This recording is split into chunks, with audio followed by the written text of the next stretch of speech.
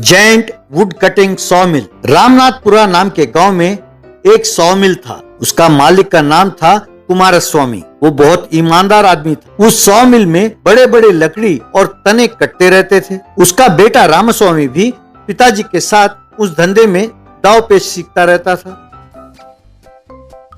एक बार उस गांव के पास वाली पहाड़ी के गुफा में कुछ चोर जमा हुए। उन चोरों का सरदार बब्बर सिंह, मेरे प्यारे चोरों, हमारे लिए चोरी करना और लूटना कोई बड़ी बात नहीं है, उन्हें छिपाना भी कोई बड़ी बात नहीं है। ये देखो, ये गुफा तो ऐसे ही भरा हुआ है, पर सबसे बड़ी समस्या है चुराए हुए माल को शहर तक ले जाना। यूं पैसों को ले जाने के चक्कर में बहुत सारा पैसा पुलिस को देना पड़ता है। बहुत सारे ईमानदार चोरों को जेल जाना पड़ा। इसलिए अब से पैसों को शहर भेजने के लिए मेरे पास एक नया तरीका ढूंढा है। अगले दिन बब्बर और उसके असिस्टेंट्स बिजनेसमैन की तरह कपड़े पहनकर कुमारस्वामी के पास गए। कुमारस्वामी जी नमस्ते, आपके बारे में हम बहुत दिनों से सुन रहे हैं। मेरा नाम बब्बर कपूर है। मैं लकड़ी का एक्सपोर्टर हूँ। मेरे कई देशों में बिजनेस है। मुझे बेस्ट क्वालिटी लकड़ी चाहिए, आपके पास मिलेगा, इस उम्मीद से मैं यहाँ आया हूँ। मैं आपके पास लकड़ी खरीदूंगा और विदेशों में बेचूंगा। ट्रांसपोर्टिंग का जिम्मा मेरा होगा। मेरे बहुत सारे ट्रक्स हैं। आपको मंजूर है? ये तो खुशी की बात है सर। आप जैसे बड़े बिजनेसमैन की नजर मुझ जैसे छोटे लकड़ी के व्यापारी पर पड़ी है, ये तो मेरा सौभाग्य है। मुझे ये डील मंजूर है। यूं लकड़ी को लेकर ट्रक वहां से रवाना हुई। वहां से वो सीधा जाकर गुफा में आकर रुकी। सुनो, उन पैसों और गहनों को इन लकड़ियों के बीच में छिपा दो। यूं हमें चेक पोस्ट पार कराना होगा। अगर पुलिस ने हमें पकड़ भी लिया तो अपने ऊपर केस नहीं होगा, वो कुमारस्वामी ही फंसेगा। यूं उन चोरों ने लकड़ियों के अंदर सारा चोरी का माल छिपाया। अब वो ट्रक वहां से चली।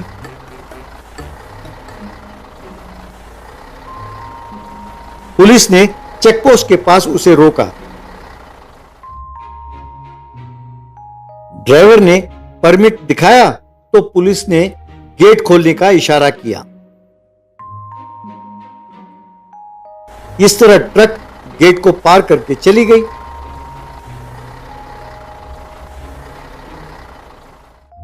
शहर में बब्बर का असिस्टेंट ने उसे फोन किया और बब्बर भाई, तुम्हारा प्लान कामयाब रहा। सारा माल सुरक्षित पहुंच गया है। तुम यूं ही थोड़ा थोड़ा करके भेजोगे तो मैं छिपा कर रखता हूँ, ऐसा कहा खुश होकर। ये सुनकर बब्बर खुश होकर नाचने लगा। यूं हर रोज ट्रक रवाना होकर गुफा के पास जाती थी। वहां से सोना और पैसे भरकर चली जाती थी। पुलिस गेट खोलते ही ट्रक चेकपोस्ट को पार कर जाती थी।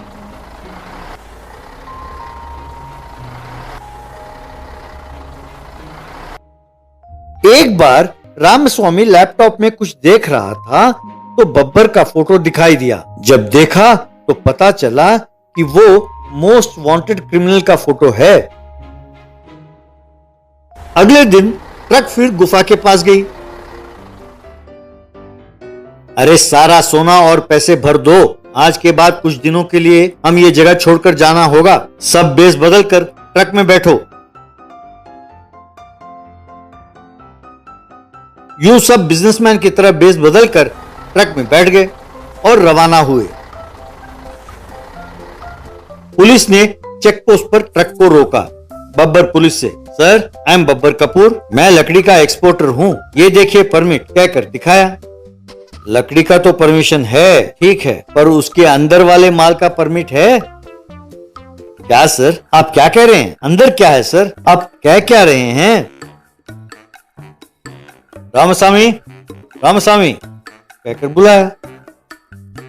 तब रामस्वामी वहां आया। उसे देखकर बब्बर चौंक गया। क्यों बब्बर सिंह, नाम बदलकर हमें ठगना चाहते थे? मुझे तुम्हारे बारे में सब पता चल चुका है, इसलिए मैंने पुलिस को इन्फॉर्म किया।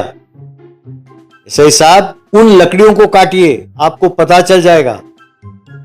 तब कुछ पुलिस वालों ने लकड़ी को उठाकर 100 मिल में रखा। बस वो लकड़ी कटा और उसमें से पैसे और सोना बिखरने लगे। ये देखकर पुलिस दंग रह गया। मैंने जब तुम्हें पहली बार देखा तभी शक हो गया था। ऊपर से जब ओन ट्रांसपोर्ट कहा तो मेरा माथा ठनका। तुम्हारे बारे में सारा इंटरनेट छाना। आखिर में पता चला कि तुम मोस्ट वांटेड क्रिमिनल हो, तो पुलिस को इन्फॉर्म किया। बाद में पुलिस ने बब्बर सिंह और उसके गैंग की खूब पिटाई की। इस तरह वो और उसका गैंग जेल की हवा खाने लगे। पुलिस बहू। नंदगिरी नाम के गांव में वेंकटराम नाम का एक पुलिस कांस्टेबल रहता था। उसके बेटी का नाम चमकी था। उसके भांजे मोहन के माँ बाप उसके बचपन में ही गुजर गए, तो उसी ने उसको पाल पोस के बड़ा किया। वेंकटराम खूब रिश्वत लेता था और लोगों को बहुत सताता रहता था। मोहन भी बहुत मेहनत से पढ़कर कुछ साल बाद पुलिस कांस्टेबल बन गया। एक दिन मोहन एक लड़की को अपने साथ घर लाया। मामी, मामा, इस लड़की का नाम रजनी है। हम दोनों बहुत दिनों से एक दूसरे से प्यार करते हैं। आप अगर अनुमति दें तो हम जल्द ही शादी करना चाहते हैं। ये तूने क्या किया? हम चमकी की शादी तुम्हारे साथ करना चाहते थे और तुमने ये क्या किया? उस लड़की को भूल जाओ और चमकी के साथ शादी करो। चमकी और तुम्हारी जोड़ी को लेकर हमें कई सपने देखे थे बेटा, लेकिन हमें नहीं पता कि तुम ऐसा काम करोगे। मुझे माफ करना मामी, हम दोनों बचपन से ही साथ पले और बड़े हुए। हम दोनों भाई बहन की तरह ही पले हैं और ऐसी कोई नीयत कभी नहीं थी। हाँ माँ, मैंने मोहन को हमेशा अपना भाई माना है। हमारा इरादा कभी ऐसा था ही नहीं। तुम चुप रहो। वो गलती कर रहा है और तुम उसका साथ दे रही हो। ठीक है, होने दो। हम कर भी क्या सकते हैं? सब ऊपर वाले का खेल है मोहन। अगर मैं इस शादी के लिए मना करूं और तुम्हें घर से बाहर जाने को कहूं तो गांव वाले सब मुझे ही बुरा कहेंगे। ये मुझे पसंद नहीं। जल्द ही तुम दोनों की शादी करा दूंगा, ठीक है? इस तरह मोहन और रजनी की शादी हुई। शादी तो कर दी, पर वेंकटराम और उसकी पत्नी को रजनी पर बहुत गुस्सा था। जब मोहन घर पर नहीं होता था तो दोनों उसे खूब सताते थे। एक बार रजनी के पिए चाय को पीकर वेंकटराम, क्यों बेटे रजनी, तुम प्यार करना और मनवा कर शादी करना तो खूब जानती हो, पर एक कप चाय बनाना नहीं जानती। हर रोज इतनी बेकार चाय बना कर देती हो। अरे इसे पीने से अच्छा तो फिनाइल पीना है। एक दिन घर पर झाड़ू मार रही रजनी से, मामी, क्यों रे रजनी, तुम्हारे माँ बाप को अकल नहीं है क्या? खाना बनाना नहीं आता, घर का काम नहीं आता और कुछ भी बोलो समझ में नहीं आता। लो, तुमसे बात करना ही फिजूल है। यूं उनके ताने सह ना पाकर और अपनी पति से कुछ कह ना पाकर रजनी बहुत परेशान रहने लगी। बाद में उसने एक फैसला किया और रातों को पढ़ाई करना शुरू किया।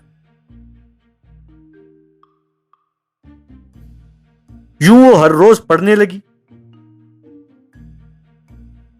फिर एक दिन बाकी विद्यार्थियों के साथ उसने एक एंट्रेंस एग्जाम लिखा। अखबार में रिजल्ट्स को देखकर वो बहुत खुश हुई।